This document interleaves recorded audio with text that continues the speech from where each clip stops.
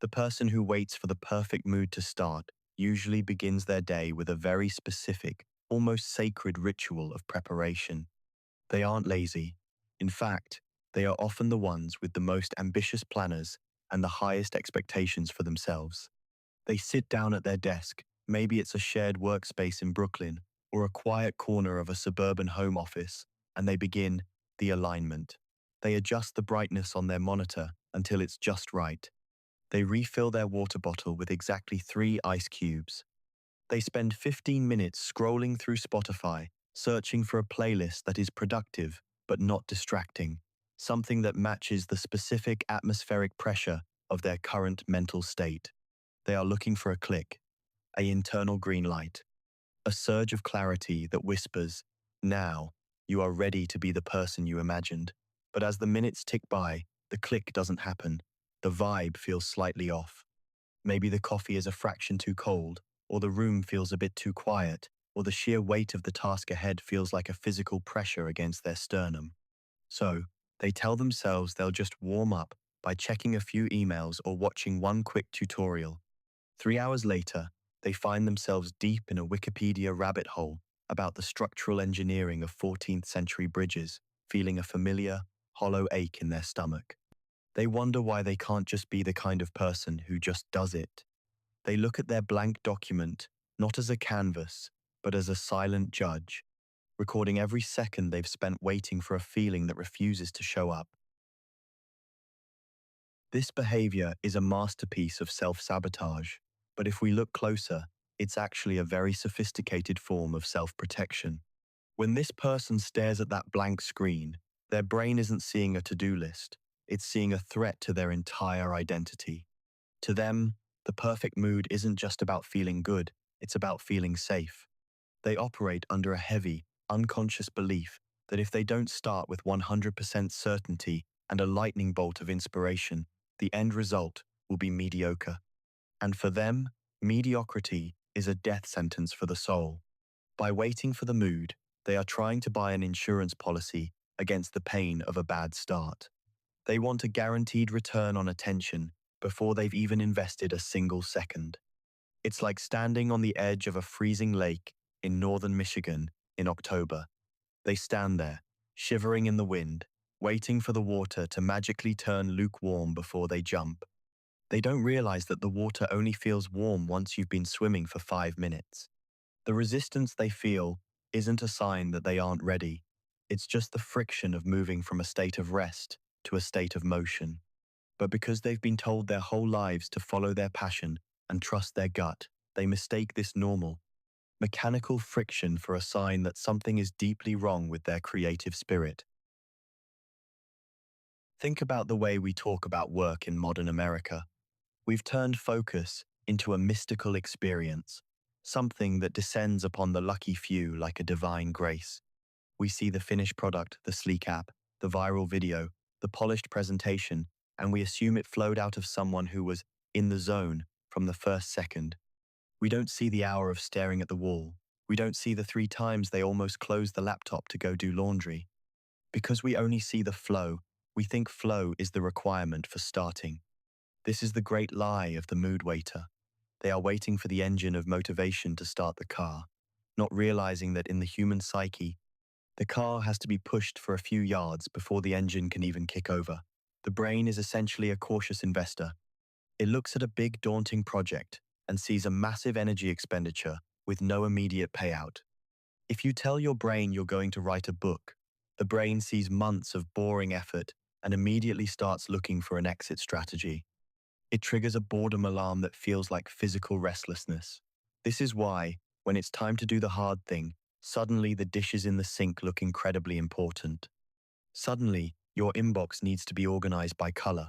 These productive distractions are just bribes.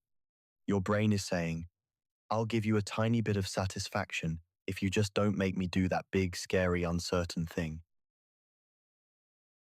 The person stuck in this loop often suffers from what we can call dopamine debt. In a world of instant American gratification, where a burger, a movie, or a date is just a swipe away, our brains have become addicted to high-speed returns.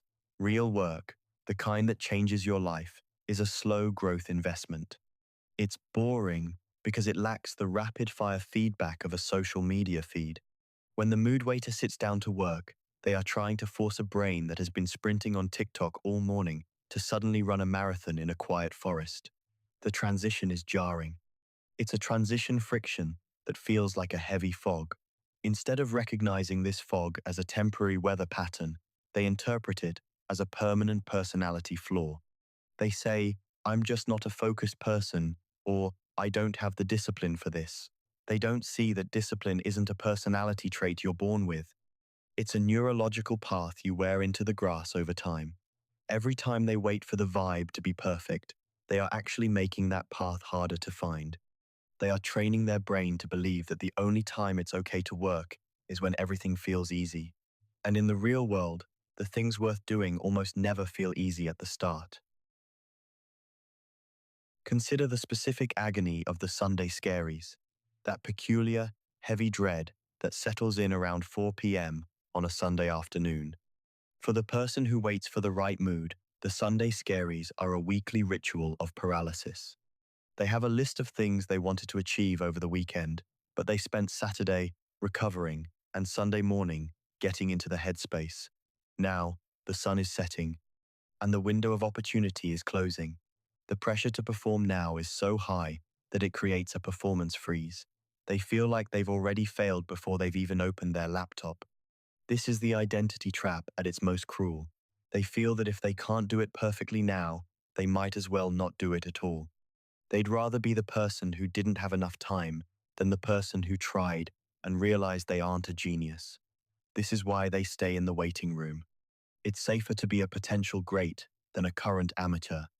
They are protecting a version of themselves that only exists in their imagination, and in doing so, they are starving the version of themselves that exists in reality. The logic begins to shift when they stop looking at work as a mood and start looking at it as a handshake. Imagine a professional athlete. Do you think a quarterback at the Super Bowl waits to feel like being hit by a 300-pound linebacker? Do you think a surgeon waits for the vibe to be right before they start an operation? Of course not. They rely on entry rituals, physical movements that signal to the brain that the transition is happening, regardless of how they feel. For the person waiting for the perfect mood, the missing piece isn't passion, it's a focus ladder. They need to understand that their brain doesn't need to be inspired to start. It just needs to be bored in a very specific way. If they commit to just 60 seconds of the boring task, just 1 minute of staring at the spreadsheet, or writing one terrible, grammatically incorrect sentence, they are performing a tiny win. This 60-second commitment is a hack. It's too small for the starting monster to notice. It doesn't trigger the fight or flight response because the internal investor doesn't see it as a risky investment. It's just 60 seconds. Anyone can do 60 seconds. But something happens in that 61st second. The transition friction begins to melt. The brain, which was screaming for a distraction just a moment ago, starts to get curious. It thinks, well, we're already here. We might as well see what the next sentence looks like. This is the invisible scoreboard in action. Every time they complete a 60-second rep, they aren't just making progress on the project. They are rewriting the software of their own brain. They are proving to themselves that they are stronger than their moods. They are moving from a reactive life, where they are a slave to their fluctuating emotions, to a proactive life, where they are the architect of their own momentum. They begin to realize that motivation is not the fuel that starts the engine, it is the exhaust that comes out after the engine has been running for a while. You don't get motivated to work, you get motivated times by times working. The aha isn't a bolt of lightning, it's a slow, steady dawn.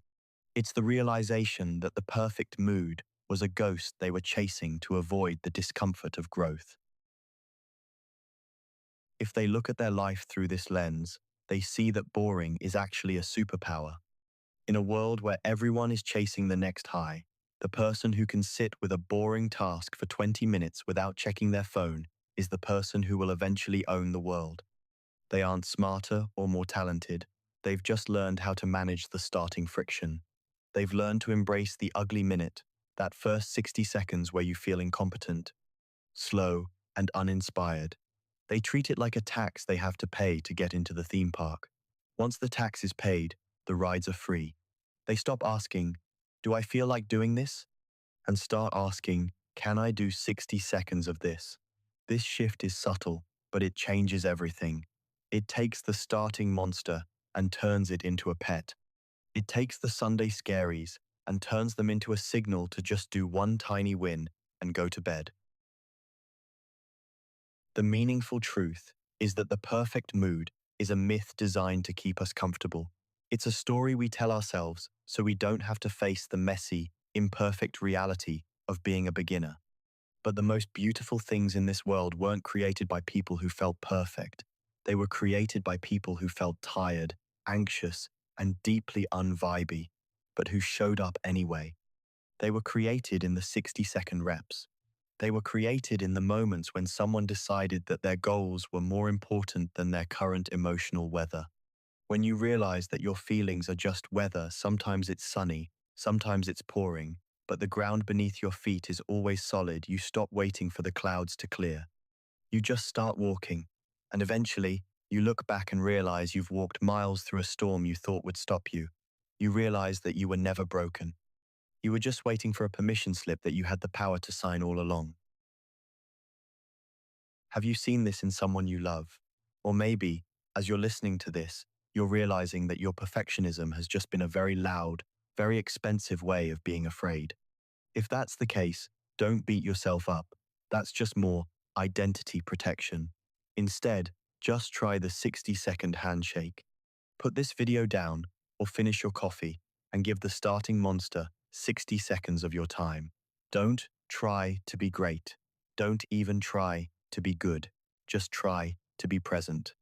Because on the other side of that 1 minute is a version of you that you haven't met yet, a version that doesn't need the stars to align, to shine. The vibe isn't something you find, it's something you build, one tiny, boring, beautiful brick at a time.